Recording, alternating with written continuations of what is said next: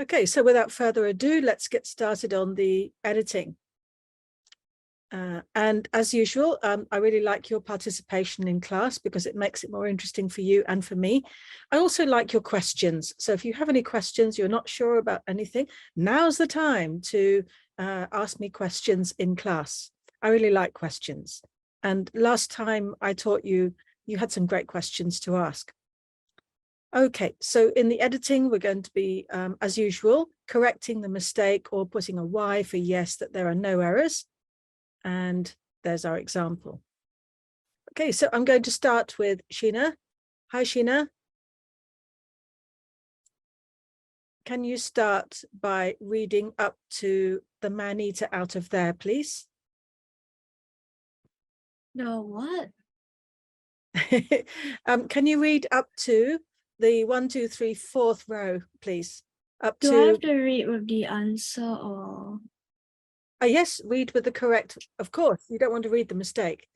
Okay. Thank you. Grabbing a rifle, torch, and warm coal, I set out at a jog trot with our informant, Stanley, who brought with him a 12-bore gun and another torch. Minutes later, we approached the place where tragedy had taken place, determined to flush the man-eater out of there. The tiger sensed we were coming along. Thank you. Yeah, just up to there. Thank you. That's absolutely fantastic. Thanks very much. Sheena, I know you can read a lot better than this. Tragedy. Are you tired? Are you feeling tired? A bit. Yeah, you so really sound it. So you're going to put us to sleep if you read like that. I know you can read well. I've heard you. So, okay, tragedy. Slow down. Thank you very much. And absolutely right. You say who brought with him a 12-bore gun. That's past tense, of course, because we're telling a story. We also tend to mix up, have you noticed, buy and bring, so bought and brought in the past tense, we often mix those up. I hear people do it in speech as well. So do watch out for buy and bring in the past, bought and brought. They often get muddled up. Thank you. You also mentioned had taken, that's past perfect, excellent. And all right, so we're going over to Ernla now to continue from the tiger. The tiger sensed we are coming long before. Correct it. Ernla, you can correct it as you go along. Okay, the tiger sensed we were coming long before we knew where it was, for we heard no sounds of eating or the breaking of bones. Carry on. It had seen our arrival at the huts, which was, as I have mentioned. ... Okay, thank you. We'll continue in a minute on that. Yes, absolutely. Yes, well done. The tiger sense we were coming along. Past continuous, we were coming along. Okay, so we have past continuous and simple past when we're telling a story mostly, but we also see in this passage we've got past perfect as well, an action that happened before the action. And you absolutely rightly said it had seen our arrival at the huts.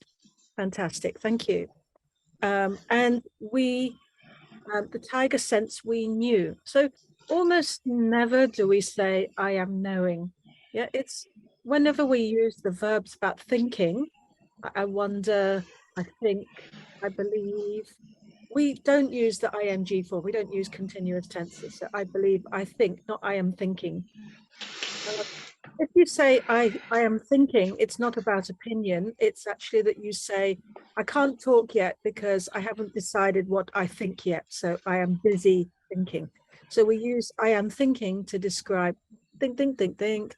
But I think as an opinion. Okay, great. So the verbs of thinking are mostly not with ing form. Cool. So Unluck, can you finish the sentence on the next slide, please?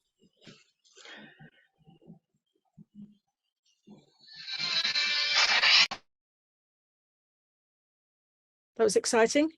And Luck, can you finish the sentence on the next slide, please?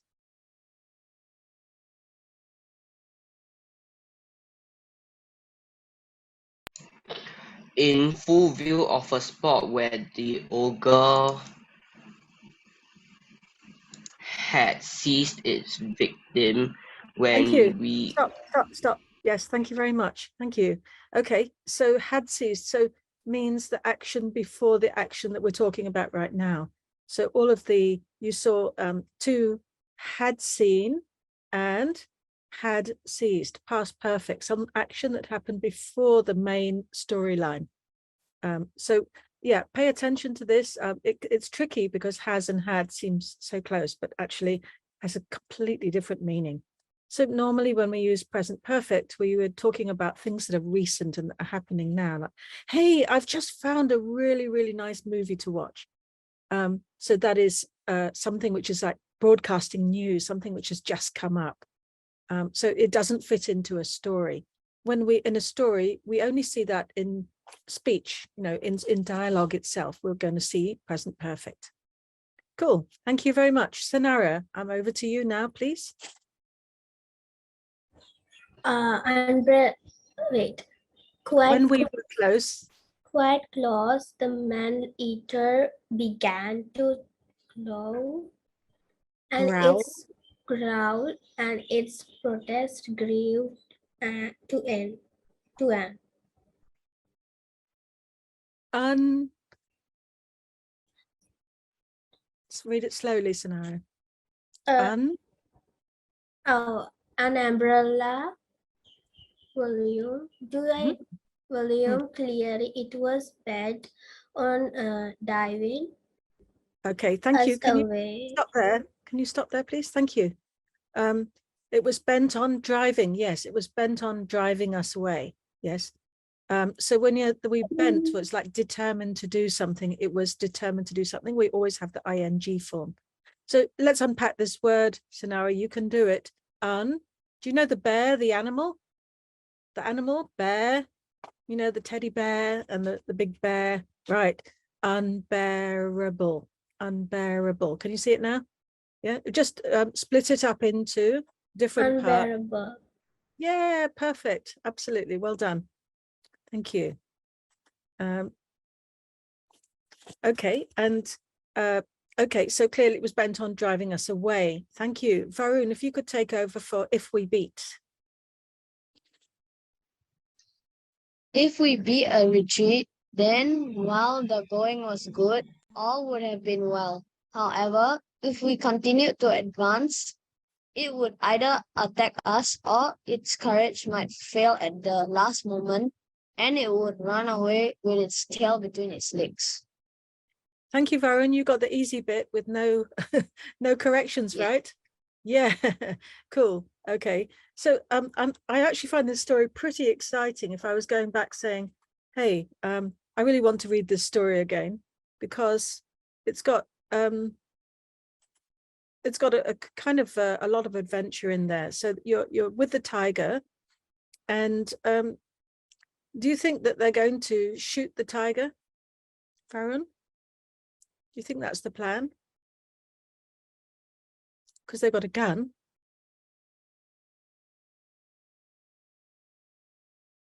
Do you think they want to shoot the tiger?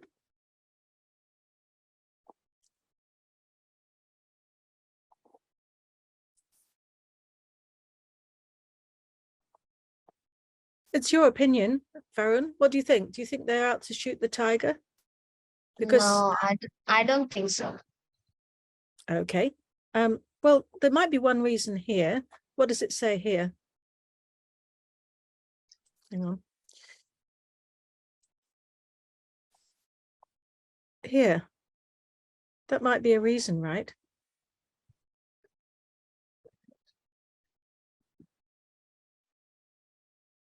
Do you think that they would shoot it?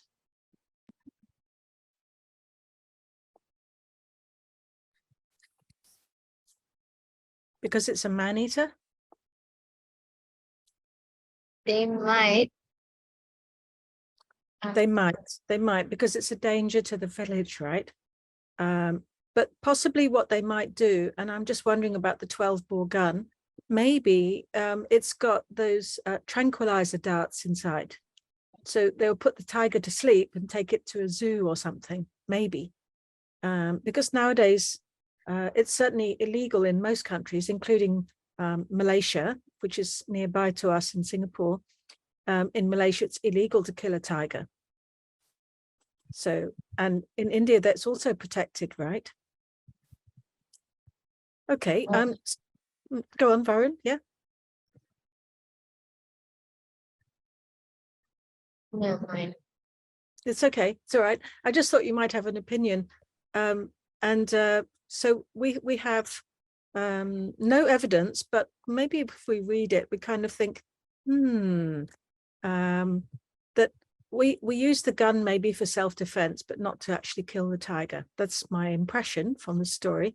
Although it's got some pretty, it's called a man-eater. It's also called an ogre. Can you see an ogre like a monster? So it's kind of not a very popular animal, but possibly all they want to do is to tranquilize it and take it out of the area. Unluck, are you back okay? Is your connection okay now?